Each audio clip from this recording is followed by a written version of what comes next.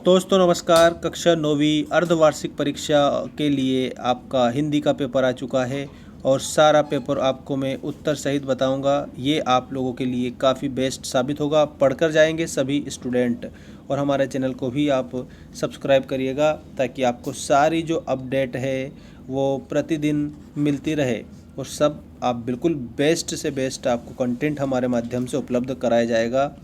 देखिए, हिंदी कक्षा 9वीं MP board आदिकाल की समय सीमा है।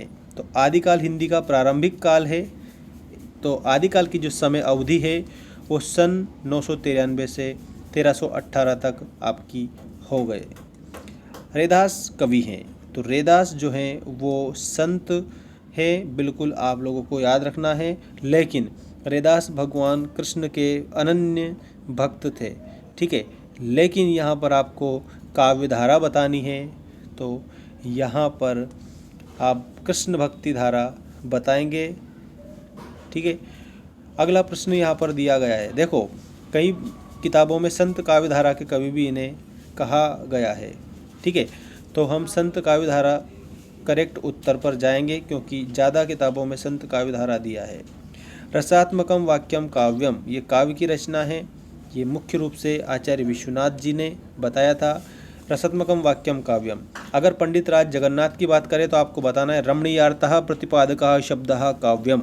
रमणीयार्थः प्रतिपादकः शब्दः काव्यम पंडित जगन्नाथ जी ऐसा कहते थे, लेकिन रसात्मकम वाक्यम काव्यम आचार्य विश्वनाथ कहते थे।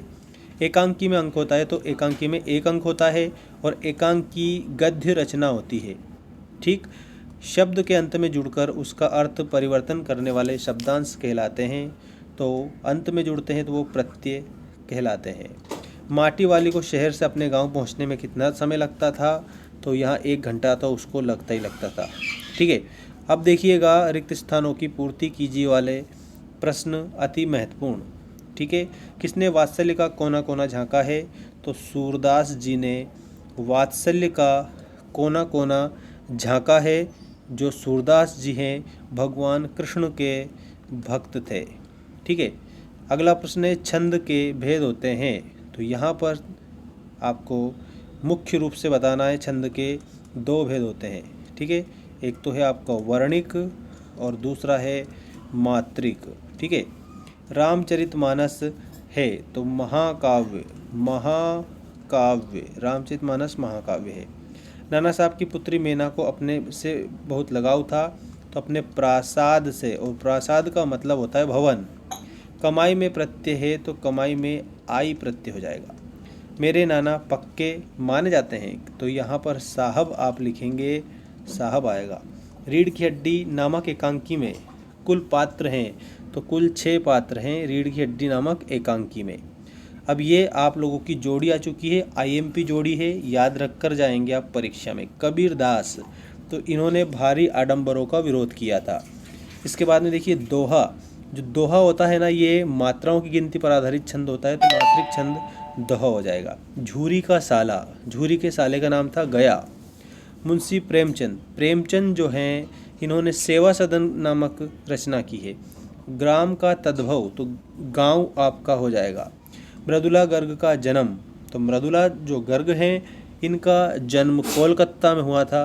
ये आपकी सही जोड़ी हो जाएगी। जल्दी से जल्दी आप सब स्टूडेंट्स चैनल को सब्सक्राइब अवश्य करेंगे और हमारी जो एप्लीकेशन है मेंस एजुकेशन, उसको भी आप प्ले स्टोर में जाके डाउनलोड कर लेना। जो यूट्यूब चैनल का नाम है वही मेंस एजुकेशन है, हमारे प्ले स्टोर पर आपको मिल जाएगी, गूगल प्ले स्टोर पर। देखिए, एक वाक्य में उत्तर लिखिए। वह तोड़ती पत्थर कविता किस कवि ने लिखी है? तो सूर्यकांत त्रिपाठी निराला ने लिखी है। मेघ के आगमन की सूचना देने आगे आगे कौन प्रसन्नतापूर्वक चल रही है? तो नाचती गाती हवा। चरण सरोज पकारन लागा में कौन सा अलंकार है? तो रूपक अलंकार है। गोस्वामी तुलसीदास जी के प्रमुख महाकाव्य का नाम? तो रामचरितमानस, रामचरितमानस महाकाव्य है, तुलसीदास जी ने लिखा है। भगवान राम का संपूर्ण जो जीवन है उस पर आधारित है। और हिंदी साहित्य के उपन्यास सम्राट? तो मुंशी प्रेमचंद, मुंशी प्रेमचंद जो हैं हिंदी साहित्य के उपन्यास सम्राट के नाम से भी जाने जाते हैं। ही, भी और तक किस प्रकार के निपात हैं? तो यहाँ पर कैसे शब्द हैं? तो ये निपात शब्द हैं।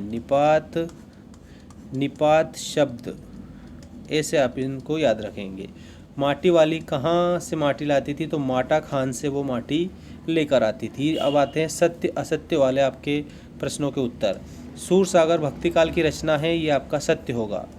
कविता का आंतरिक रूप लय है, ये भी आपका सही होगा। सुभद्रा कुमारी चौहान महादेवी वर्मा से बड़ी थी, ये भी आपका सही होगा। शब्द के आगे जुड़ने वाले शब्दांश उपसर्ग कहलाते हैं, तो ये भी आपका सही होगा। छक्के छुड़ाना मुहावरे का अर्थ हरा देना, तो बिल्कुल सही होगा। लेखिका ने अपनी नानी से अनेक कहानियाँ सुनी थी, ये असत्य होगा। ठीक है, अभी आपके प्रश्न आ चुके हैं। इन प्रश्नों को आप हल करेंगे बड़े ही ध्यान से।